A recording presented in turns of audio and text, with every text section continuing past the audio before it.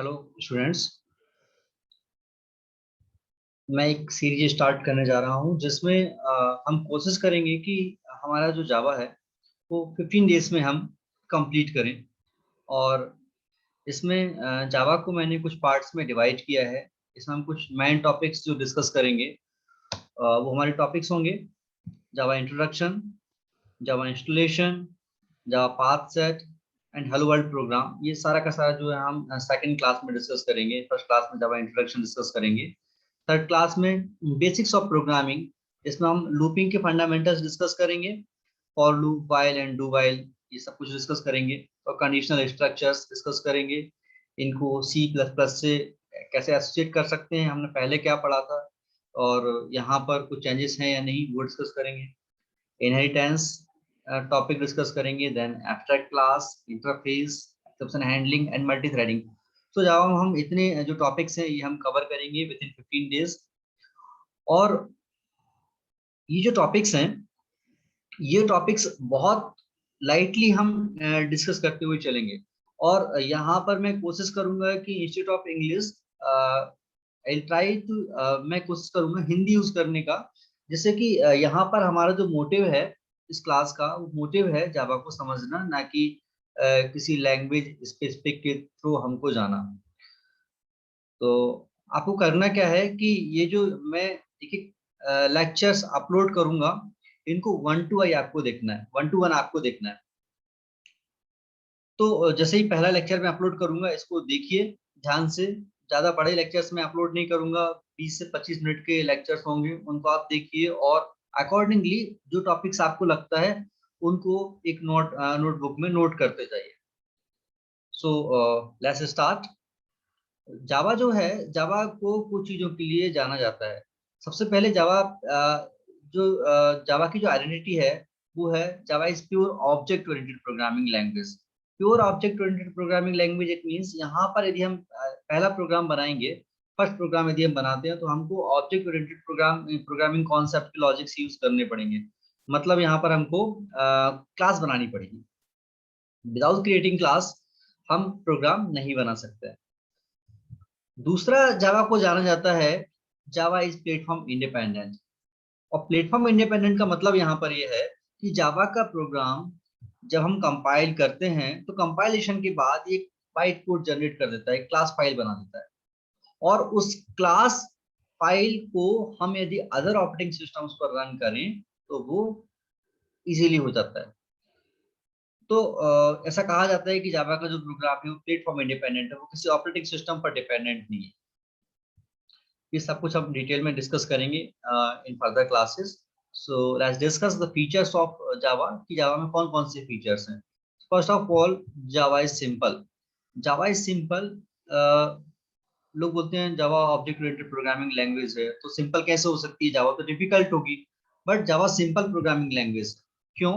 क्योंकि जब हम किसी सॉफ्टवेयर को इम्प्लीमेंट करते हैं तो वहां पर हमको जो लॉजिक्स होते हैं वो लॉजिक्स लिखने के लिए थाउजेंड ऑफ लाइन का कोड करना पड़ता है। लेकिन यदि हम इस प्रोग्राम को, इन लॉजिक्स को नंबर ऑफ मॉड्यूल्स में डिवाइड कर दें तो नंबर ऑफ डेवलपर्स उन पर काम कर सकते हैं। और जब फ्यूचर में चेंजेस करने होते हैं तो हम उस कोड, सारे कोड को स्टडी ना करके उस पर्टिकुलर कोड को स्टडी करते हैं, उस पर्टिकुलर क्लास को, उस पर्टिकुलर मॉड्यूल को हम स्टडी करते हैं और उसमें रिक्वायर्ड चेंजेस करते हैं। तो सिंपल का मीनिंग यहाँ पर समझने से नहीं है। सिंपल का meaning simple for programmers, simple for those programmers who will work on that project after completion on the maintenance phase। Maintenance phase में जब डेवलपर काम करेंगे तो उनके लिए सिंपल है।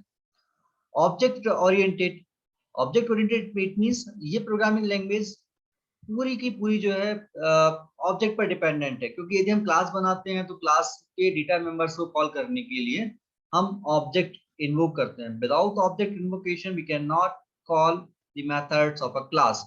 सो that language is object oriented, बल्कि that language is pure pure object oriented. Platform independent is third feature. Platform independent का मतलब ये होता है कि जावा का जो प्रोग्राम है किसी भी ऑपरेटिंग सिस्टम पर रन हो सकता है, फंडामेंटली कहा जाता है। पर यहाँ पर प्लेटफॉर्म इंडिपेंडेंट का मीनिंग जो है वो सोर्स कोड से नहीं है। सोर्स कोड मीन्स आपने जो प्रोग्राम बनाया उससे मीनिंग यहाँ पर नहीं है। आप प्रोग्राम को कंपाइल करने के बाद, जैसे कि प्रोग्राम को कंपाइल करते हैं सी में, तो ये एक EXE फाइल बन जाती है। बट जावा में प्रोग्राम को कंपाइल करने के बाद एक क्लास फाइल क्रिएट होती है। तो हम फ्यूचर में प्रोग्रामिंग करेंगे तो बताऊंगा मैं आपको। वो जो क्लास फाइल है, उस क्लास फाइल के अंदर बाइट कोड्स होते हैं। और यदि उन बाइट कोड को हम किसी और ऑपरेटिंग सिस्टम के ऊपर ले जाकर रन करते हैं, किसी और ऑपरेटिंग सिस्टम पर उस बाइट कोड को, उस क्लास फाइल को रन करने की कोशिश करते हैं, तो वो बिना किसी प्रॉब्लम के एग्जीक्यूट हो जाता है। जबकि टर्बो सी में हमने टर्बो सी का प्रोग्राम टर्बो सी पर ही रन कर सकते हैं। इट मींस विंडोज पर रन कर सकते हैं। लेकिन यदि मैं टर्बो सी के प्रोग्राम को लाइनक्स ऑपरेटिंग सिस्टम पर रन करना चाहूँ तो वो नहीं होगा, क्योंकि वो प्लेटफॉर्म डिपेंडेंट है। Next feature is Java is secure. Java secure है क्योंकि जावा जो है मेजरली, डायरेक्टली आपसे क्वेश्चन पूछा जाए व्हाई जावा इज सिक्योर, तो आप डायरेक्टली बोलते हो Java use the concept of firewall. वो इंटरनली आप जब प्रोग्राम बनाते हो, आप सर्वलेट्स बनाते हो, आप वेबसाइट जावा में डेवलप करते हो, तो आप तो सिंपली कोडिंग करते हो, बट उसका जो इंटरफेस है, इंटरनल इंटरफेस है, वो उसको सिक्योरिटी प्रोवाइड करता है एक फायरवॉल के थ्रू। वो इंटरनल एक फायरवॉल मेंटेन करता है आपके डेटा को मैनेज करने के लिए। यही कारण है कि बैंक जो है, मोस्ट ऑफ द बैंक जावा में अपना, आप देखोगे वहां पर .jsp लिखा होता है। मोस्ट ऑफ द बैंक अपनी एप्लीकेशन जावा में इम्प्लीमेंट कराना पसंद करते हैं। रोबोस्ट, रोबोस्ट का मीनिंग है फास्ट, जल्दी से काम करना, बहुत फास्ट एग्जीक्यूशन होना। क्योंकि ये ऑब्जेक्ट ओरिएंटेड कॉन्सेप्ट पे काम करता है और मॉड्यूल्स में प्रोग्राम को डिवाइड करने की कॉन्सेप्ट को प्रोवाइड करता है। तो जब जिस मॉड्यूल को रन होना है, उसी मॉड्यूल का ऑब्जेक्ट इन्वोक होता है, उसी को वो कॉल करता है और वही मेमोरी में अपना एग्जीक्यूशन करता है। पूरा का पूरा प्रोग्राम एक साथ उठकर मेमोरी में नहीं जाता। जब मेमोरी स्पेस ज्यादा मिलता है एग्जीक्यूशन के लिए, तो अपने आप उसका एग्जीक्यूशन स्पीड बढ़ जाता है। लेकिन इसके साथ में जावा कुछ एडिशनल फीचर्स यूज करता है, जिसमें से एक फीचर है गार्बेज कलेक्शन। सो CPP में हम बोलते थे गार्बेज वैल्यू। तो गार्बेज वैल्यू का मतलब हुआ करता था कि किसी वेरिएबल में यदि हमने कोई वैल्यू असाइन नहीं की, तो बाई डिफॉल्ट वो गार्बेज वैल्यू ले लेता है। उस गार्बेज वैल्यू का इस गार्बेज कलेक्शन से कोई लेना देना नहीं है। लेट मी क्लियर, वहां पर वहां का गार्बेज वैल्यू यहाँ की गार्बेज कलेक्शन से टोटली डिफरेंट है। यहाँ जो गार्बेज कलेक्शन है वो ये है कि नंबर ऑफ ऑब्जेक्ट एक प्रोग्राम में इनवोक हो सकते हैं, नंबर ऑफ ऑब्जेक्ट एक प्रोग्राम में बनाया जा सकता है। लेकिन आप नंबर ऑफ ऑब्जेक्ट इनवोक करते जाते हो, कॉल करते जाते हो, मेमोरी में बहुत सारे ऑब्जेक्ट इकट्ठे हो जाते हैं, मेमोरी आपकी जो मैन मेमोरी है उसमें बहुत सारी स्पेस ऑक्यूपाई हो जाती है। लेकिन कुछ टाइम के बाद जावा का रन टाइम एनवायरनमेंट क्या करता है, चेक करता है कि ऐसे ऑब्जेक्ट जो कि बहुत लंबे टाइम से एग्जीक्यूट नहीं हो रहे हैं, बहुत लंबे टाइम से यूज नहीं हो रहे हैं, उनकी उनको उठाकर जावा का रन टाइम एनवायरनमेंट उन ऑब्जेक्ट को उठाकर एक टेम्परेरी मेमोरी एलोकेशन में मूव कर देता है। और कुछ देर के बाद यदि उनकी रिक्वायरमेंट है तो उनको वो वहां से फैच कर लेता है। पेजिंग जैसा कुछ कॉन्सेप्ट यूज करता है ये। तो वहां पर क्या हुआ कि मैन मेमोरी फ्री हो गई, अपने आप स्पीड अप हो जाएगा। और यदि उस ऑब्जेक्ट की फिर से रिक्वायरमेंट है तो उसको वहां से वहीं से कॉल कर लेंगे, उसको फिर से इन्वोकेशन की जरूरत नहीं है। तो वो जो स्टोरेज एरिया होता है टेम्परेरी, सेकेंडरी मेमोरी का, प्राइमरी की बात नहीं कर रहा हूँ, प्राइमरी में एग्जीक्यूशन हो रहा है, प्राइमरी से मूव करके उसको सेकेंडरी में ले गए। सेकेंडरी का जो एरिया है जहां पर उसको रिजर्व करके रखा है उन ऑब्जेक्ट को जो कि बहुत लंबे टाइम से यूज नहीं हो रहा है, वो एरिया कहलाता है गार्बेज कलेक्शन। और मैकेनिज्म कहलाता है आपका गार्बेज कलेक्शन, और वो एरिया कहलाता है garbage collector. Further lectures attend करने के बाद आप इसको वापस से थॉरोली इस लेक्चर को देखोगे तो ये टर्म्स आपको और अच्छे से समझ आएंगे। आर्किटेक्चरल न्यूरल का मतलब ये होता है कि यहाँ पर हम जब क्लासेस बनाते हैं तो कभी हम सिंगल इनहेरिटेंस यूज करते हैं, कभी हम यहाँ पर मल्टी लेवल इनहेरिटेंस यूज करते हैं, कभी हम हायरार्किकल इनहेरिटेंस यहाँ पर यूज करते हैं। तो वो हायरार्किकल जो हम इनहेरिटेंस यूज कर रहे हैं, बेसिकली हम वहाँ पर डिफरेंट क्लासेस में रिलेशन को रिप्रेजेंट कर रहे हैं। तो आपका जो पूरा ऑब्जेक्ट ओरिएंटेड कॉन्सेप्ट है प्रोग्रामिंग, जावा प्रोग्रामिंग का, वो आर्किटेक्चर न्यूरल आपको प्रेजेंट करता है। Interpreted language, Java instead of compilation interpreter use करता है। यहाँ पर वो इंटरप्रेटर और कंपाइलर में आप लोग डिफरेंस बहुत अच्छे से जानते हो कि इंटरप्रेटर कैसे एग्जीक्यूशन कराता है, आपका जो कोड है उसको इंटरमीडिएट कोड में कैसे कन्वर्ट करता है, high level to low level कैसे करता है, और कंपाइलर कैसे करता है, इंटरप्रेटर कैसे करता है। तो ये जो लैंग्वेज है जावा लैंग्वेज, ये इंटरप्रेटेड लैंग्वेज है, ये कंपाइलर यूज नहीं करता, इंटरप्रेटर यूज करता है। मल्टी थ्रेडेड लैंग्वेज, मैं आपको बता रहा था कि हम टॉपिक्स में एक टॉपिक डिस्कस करेंगे जिसका नाम है मल्टी थ्रेडिंग। आप लोग जानते हो विंडोज मल्टीटास्किंग ऑपरेटिंग सिस्टम है। मल्टीटास्किंग का मतलब ये है कि आप एक ही टाइम पर Word, Excel, PowerPoint use कर लेते हो, आप बैकग्राउंड में आपका म्यूजिक प्ले हो रहा है, तो ये सारी की सारी एक्टिविटी ऑपरेटिंग सिस्टम में एक साथ होती हैं। और ये कि सारे के सारे अलग अलग प्रोग्राम हैं, वर्ड का अलग प्रोग्राम है, एक्सेल का अलग प्रोग्राम है, पावर पॉइंट का अलग प्रोग्राम है, और आपका जो म्यूजिक प्लेयर है या बीएलसी है उसका अलग प्रोग्राम है। लेकिन ये सारे के सारे प्रोग्राम एक साथ कैसे एग्जीक्यूट हो रहे हैं, जबकि ऑपरेटिंग सिस्टम का रूल ये बोलता है कि प्रोसेसर में ऑन अ सेम टाइम एक सिंगल प्रोसेस एग्जीक्यूट होती है। ये सब कुछ चल रहा है, उस टाइम पे आप एक प्रोग्राम भी रन कर रहे हैं। तो आप सोचिए कि आपका प्रोग्राम भी प्रोसेसर के अंदर है और ये सारे के सारे एग्जीक्यूशंस भी हो रहे हैं। चलिए मान लिया कि आपका Word, Excel, PowerPoint pause condition में है, प्रोसेसर के बाहर है, बट बीएलसी प्लेयर में सिंगिंग आपका जो सॉन्ग्स है वो चल रहे हैं, वो सॉन्ग्स तो कंटिन्यूअसली चल रहे हैं, मतलब वो प्रोसेसर के अंदर एग्जिस्ट है, और उस टाइम पे आपने प्रोग्राम रन किया, तो आपका जो सिंगिंग जो सॉन्ग्स हैं वो पॉज तो नहीं होंगे ना, कंटिन्यू चलते रहेंगे और प्रोग्राम भी रन हो जाएगा। तो ये इसको बोलते हैं आप मल्टीटास्किंग। लेकिन उस मल्टीटास्किंग को इम्प्लीमेंट करने के लिए टेक्निकली जो लॉजिक्स यूज किए जाते हैं वो लॉजिक्स हैं मल्टी थ्रेडिंग, या मल्टी थ्रेडिंग के कॉन्सेप्ट जो अब जावा में हम पढ़ेंगे, जिसको जो जावा में बहुत मेजर एक फीचर है जावा का। तो मल्टीटास्किंग को इम्प्लीमेंट करने के लिए मल्टी थ्रेडेड कॉन्सेप्ट यूज किए जाते हैं। तो इसमें ये कॉन्सेप्ट है, इसलिए इसको मल्टी थ्रेडेड लैंग्वेज भी कहा जाता है। डिस्ट्रीब्यूटेड लैंग्वेज, डिस्ट्रीब्यूटेड लैंग्वेज का मतलब ये होता है कि ये रिमो एक एक चीज होती है, आरएमआई आपने सुना होगा, रिमोट मेथड इन्वोकेशन। अभी आप जो व्हाट्सएप चैटिंग करते हो, ये टाइम के पहले, आज से 8-10 साल पहले एक सिनेरियो चला करता था कि लैब में अलग अलग सिस्टम्स पर एक लोकल एरिया में आप एक चैटिंग सिस्टम इंप्लीमेंट कर सकते। तो उस टाइप के एप्लीकेशंस में क्या होता था कि वो लोकल एरिया में आईपी के थ्रू एक सिस्टम से आप दूसरे सिस्टम पर मैसेज पासिंग कर सकते हो, वहां दूसरे सिस्टम पे कोई बैठा है तो आपको मैसेज पास कर सकता है। तो उसमें क्या होता था, एक पोर्ट होता था क्लाइंट के लिए, एक होता था सर्वर के लिए। तो दोनों के पास क्लाइंट की कोड होते थे, दोनों के पास सर्वर के कोड होते थे। जब मैसेज सेंडिंग हो रहा है तो एक क्लाइंट होता था, दूसरा सर्वर। जब दूसरा मैसेज सेंड कर रहा है तो वो क्लाइंट होगा, ये सर्वर हो जाएगा। तो इस तरह का लॉजिक डेवलप करने का फीचर भी आपका जो है आर एम आई कोड जो है इम्प्लीमेंट करने के लिए जावा आपको फैसिलिटेट करता है, इसलिए डिस्ट्रीब्यूटेड लैंग्वेज कहलाती है। डायनामिक, मोस्ट इंपॉर्टेंट पॉइंट है dynamic. Dynamic it means, programming के सेंस में डायनामिक टर्म तभी यूज किया जाता है जबकि हम कोई भी काम रन टाइम पर कर रहे हो। जैसे कि हम एक टर्म यूज करते हैं, dynamic memory allocation. Dynamic memory allocation का मतलब ये होता है कि हम हमारी जो वेरिएबल्स हैं, जो डेटा मेंबर्स हैं क्लासेस के, वो रन टाइम पर मेमोरी एलोकेट करेंगे, कंपाइल टाइम पर मेमोरी एलोकेट नहीं करेंगे। कहाँ पर करेंगे? रन टाइम पर। जावा में आपको एक्सप्लिसिटली मेमोरी एलोकेट नहीं करनी पड़ती, या एक्सप्लिसिटली आपको डायनामिक मेमोरी एलोकेशन नहीं करना पड़ता। जावा का पूरा जो प्रोग्राम है वो डायनामिक मेमोरी एलोकेशन करता है और अपने आप करता है, without any extra ordinary effort. जब प्रोग्रामिंग करेंगे तो आपको बहुत चीज समझ आएगा कि इसमें ऑब्जेक्ट बनाने के लिए भी आपको उसका डायनामिक मेमोरी एलोकेशन करना पड़ता है, न्यू कीवर्ड यूज करना पड़ता है। So Java is dynamic, purely dynamic.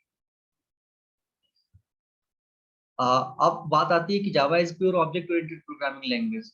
जब Java pure object oriented programming language है तो इसमें ऑब्जेक्ट ओरिएंटेड फीचर्स फॉलो होंगे। तो ऑब्जेक्ट ओरिएंटेड फीचर्स कौन कौन से होते हैं? Inheritance, encapsulation, abstraction, message passing and polymorphism. तो basically inheritance, encapsulation, abstraction and polymorphism are the features which will be in object oriented programming language. Any kind of programming language में ये features exist होंगे। बल्कि हमको ऐसा बोलना चाहिए कि कोई भी programming language object oriented programming language तभी कहलाती है, कोई भी programming language object oriented programming language तभी कहलाती है जबकि वो इन फीचर्स को फॉलो करती है, इन फीचर्स को अडॉप्ट करती है। तो इनको समझ लेते हैं। Object and class. Object and class यहाँ पर क्या एक्सप्लेन करते हैं? क्लास इट मीन्स हमारे लॉजिक्स हम एक पार्ट के अंदर रख देते हैं और उस पूरे पार्ट को हम बोल देते हैं कि ये हमारी क्लास है। सीपीपी में हमने बहुत अच्छे से पढ़ा है कि basically classes are the collection of data members, है ना। तो हमने एक क्लास बनाया और उस क्लास के अंदर हमने कुछ डेटा मेंबर्स को पुट कर दिया, कुछ फंक्शंस बना दिए, कुछ वेरिएबल्स डिफाइन कर दिए। तो ये क्या है? ये class. Class is a wrapper entity. Class क्या करती है? डेटा मेंबर्स को एनकैप्सुलेट कर लेती है, अंदर अपने आप में रख लेती है। तो वो क्या है? वो रैपर एंटिटी है। तो हम क्लास के अंदर डेटा मेंबर्स को रखते हैं इसमें। और जब क्लास के अंदर हम जब फंक्शन बनाते हैं, डेटा मेंबर्स यहाँ पर हम बनाते हैं, रखते हैं, और यहाँ पर जो फंक्शंस बनाते हैं उन फंक्शंस को कॉल करने के लिए आपको ऑब्जेक्ट बनाना पड़ता है। और ऑब्जेक्ट के थ्रू हम इसके अंदर जो मेथड्स हैं उनको आप कॉल करते हैं। तो क्लासेस तो बना लेंगे, क्लासेस की मेथड को कैसे कॉल करेंगे? ऑब्जेक्ट इन्वोकेशन के थ्रू, है ना। सो ऑब्जेक्ट इन्वोकेशन करेंगे तो हम वही मेथड्स को हम कॉल कर पाएंगे। सो इसलिए एक ऑब्जेक्ट और क्लास यहाँ पर एक फीचर्स की तरह यहाँ पर रखे जाते हैं। तो ऑब्जेक्ट की डेफिनेशन क्या है? Object is a instance of class, where the class is a wrapper entity. Class क्या है? रैपर एंटिटी है, डेटा मेंबर्स को एनकैप्सुलेट करके रखती है, रैप करके रखती है। और ऑब्जेक्ट क्या है? इस क्लास को रिप्रेजेंट करता है।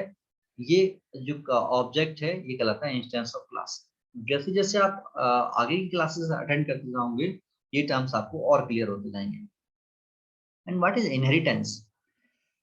तो meaning of inheritance it means, ये जो डायग्राम्स हैं ये डायग्राम्स समझने के पहले हम एक सिनेरियो समझें, सिनेरियो को समझें इन शॉर्ट। पहली चीज तो सीपीपी में सी प्लस प्लस में जो इनहेरिटेंस हमने पढ़ा था वो सेम इनहेरिटेंस का लॉजिक यहाँ भी है। यहाँ कोई चेंजेस इनहेरिटेंस में नहीं है। बस डिफरेंस है तो वो ये कि जावा मल्टीपल इनहेरिटेंस को सपोर्ट नहीं करता। मल्टी लेवल को करता है बट जावा मल्टीपल इनहेरिटेंस को सपोर्ट नहीं करता है। इन शॉर्ट इसका आंसर है, due to complexity of multiple inheritance Java does not support multiple inheritance and there are several reasons to avoid that inheritance. और भी बहुत सारे रीजन है बट फंडामेंटली हम इस चीज को ऐसे बोल सकते हैं कि to avoid the complexity of multiple inheritance Java remove that feature from Java, from object oriented concept। तो इनहेरिटेंस क्या होता है? इनहेरिटेंस का मतलब है कि आप अपने पेरेंट्स से कहीं ना कहीं इनहेरिटेड है और आपके पेरेंट्स आपके ग्रैंड पेरेंट्स से इनहेरिटेड है। इनहेरिटेंस का मीनिंग क्या होता है?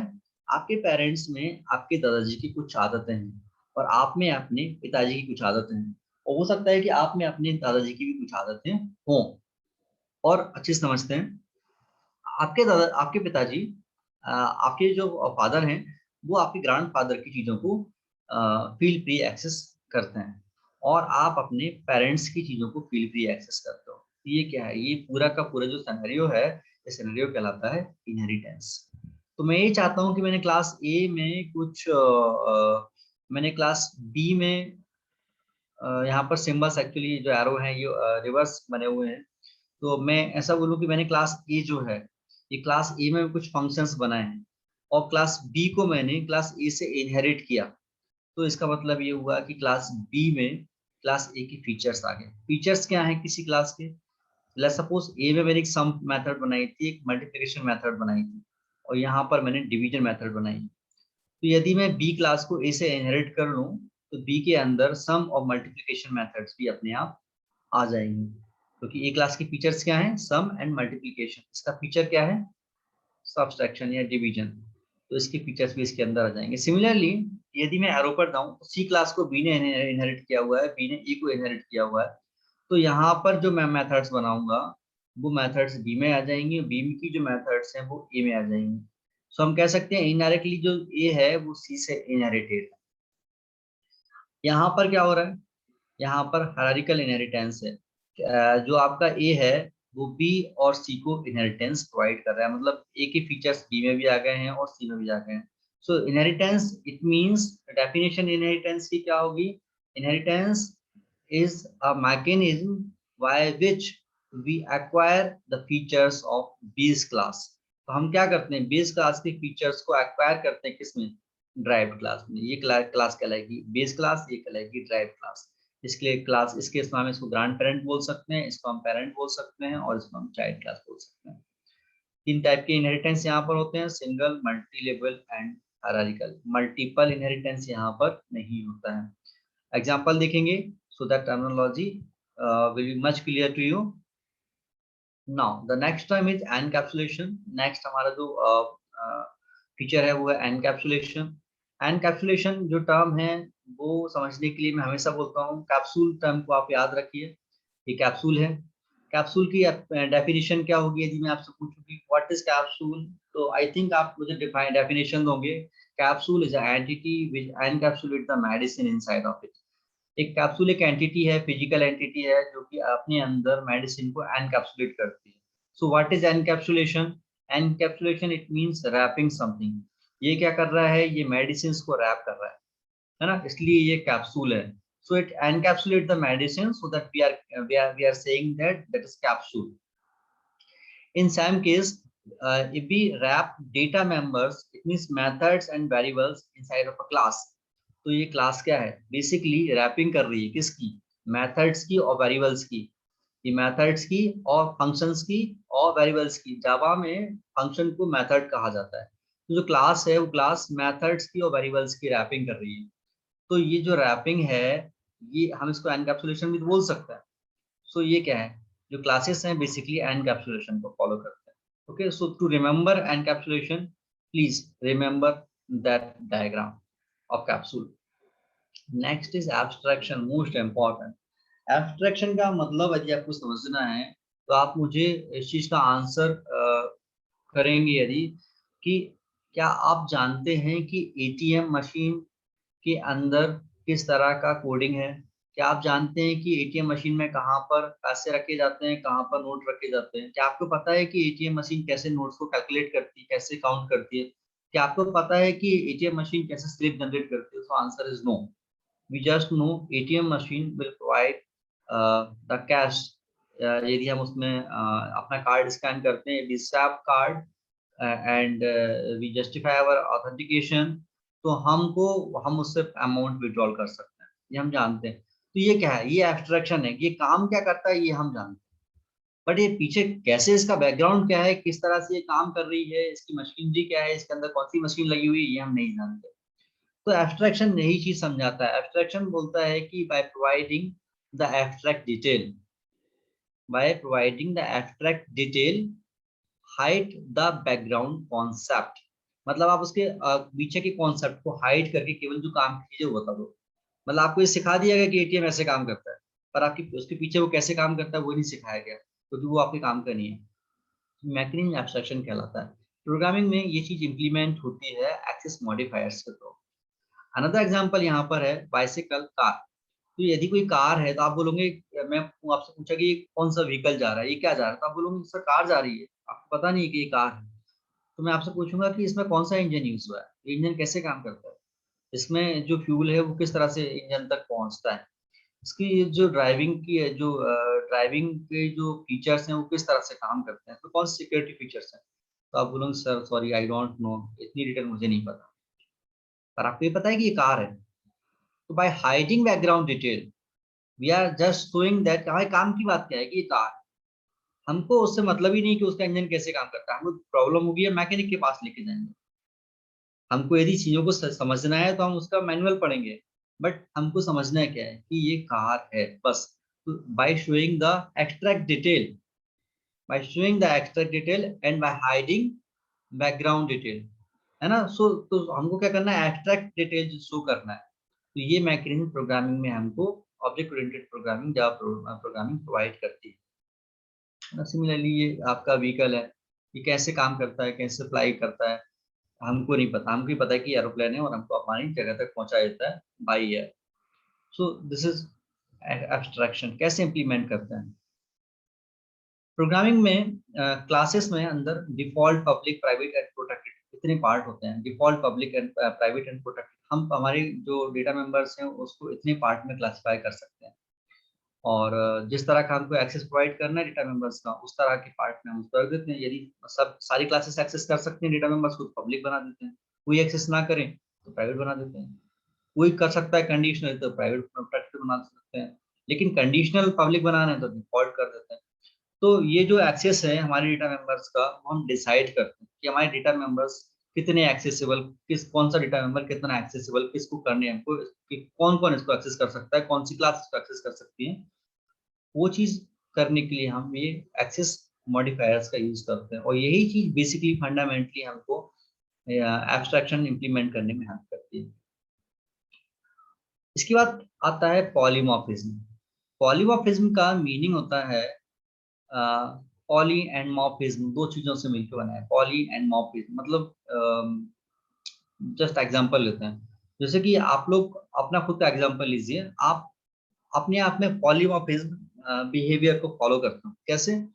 कॉलेज में आप, सपोज आपका नाम राहुल है, तो राहुल जो है कॉलेज में एज ए स्टूडेंट बिहेव करेगा, टीचर से रिस्पेक्टफुली बात करेगा, दोस्तों से मस्ती करेगा, अलग तरीके से बात करेगा। नाम तो राहुल ही है, बट दोस्तों से मिलेगा तो हेलो क्या कर रहे हो, मस्ती मार रहा है, हाथ मार रहा है उसको, मजाक कर रहा है।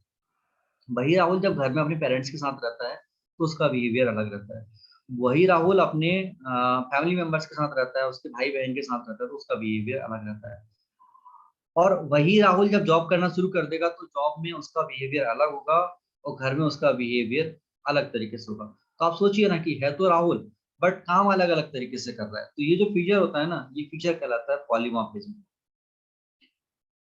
प्रोग्रामिंग साइंस में आप पॉलीमॉर्फिज्म को कहाँ अडॉप्ट करते हो, इसका रियल टाइम यूज क्या है? तो ये जो एग्जाम्पल है, इस एग्जाम्पल को आप कंसिडर करो या ना करो, बट फंडामेंटली मैं आपको समझाऊं।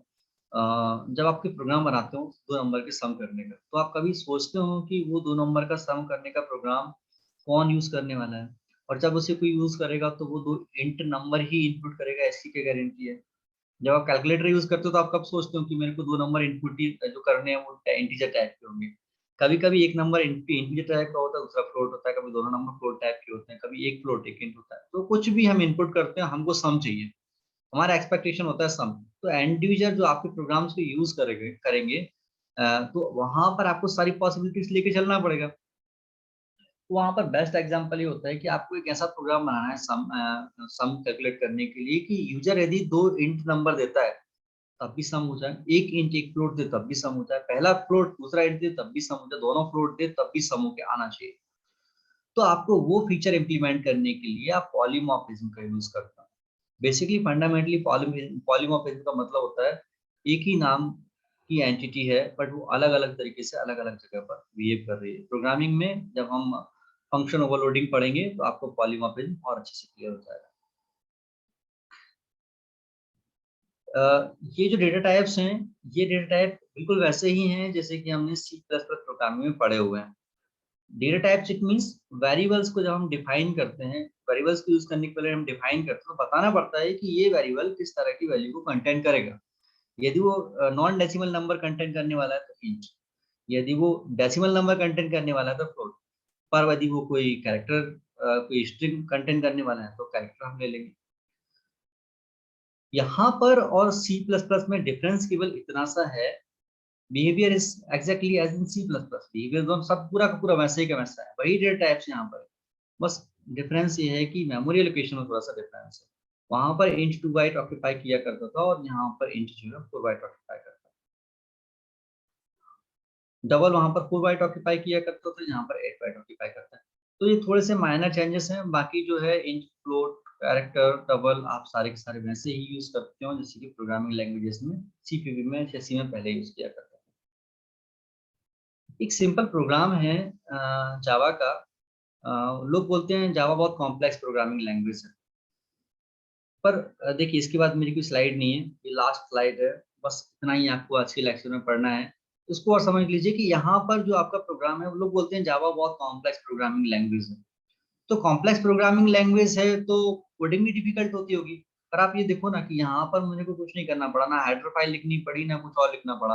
मैंने लिखा पब्लिक क्लास हेलो, पब्लिक भी नहीं लिखूंगा तब भी काम चलेगा, class hello public static void main string args। ये लाइन बिल्कुल वैसी है जैसे कि वॉइड मैन होता है ना? यहाँ पर ये लाइन लिखी जाती है और वहां पर हम सिंपली वॉइड मैन लिखा करते हैं, यहाँ पब्लिक स्टैटिक भी लिखा जाता है।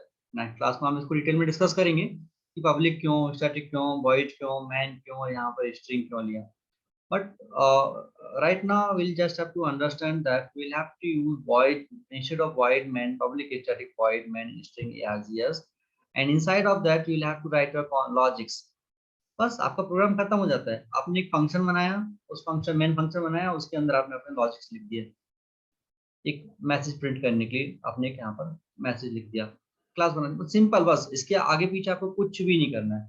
सो यदि कोई बोलता है कि जावा डिफिकल्ट है, तो जावा बिल्कुल भी डिफिकल्ट नहीं है, बल्कि जावा बहुत ईजी है कंपेयर टू अदर लैंग्वेजेस. सो आज के लेक्चर में इतना ही हमको डिस्कस करना था. और हम अब अगले लेक्चर में जब हम आएंगे तो हम वहाँ पर प्रोग्रामिंग, पहले हम पाथ सेट करना सीखेंगे. पाथ सेट करने के बाद में इंस्टॉलेशन करेंगे, पाथ सेट करेंगे, और बेसिक प्रोग्रामिंग हम करेंगे जिसमें हम पब्लिक स्टैटिक वॉइड मेन को भी डिस्कस करेंगे कि वो कैसे काम करता है. Thank you and wait for the next lecture. Thank you.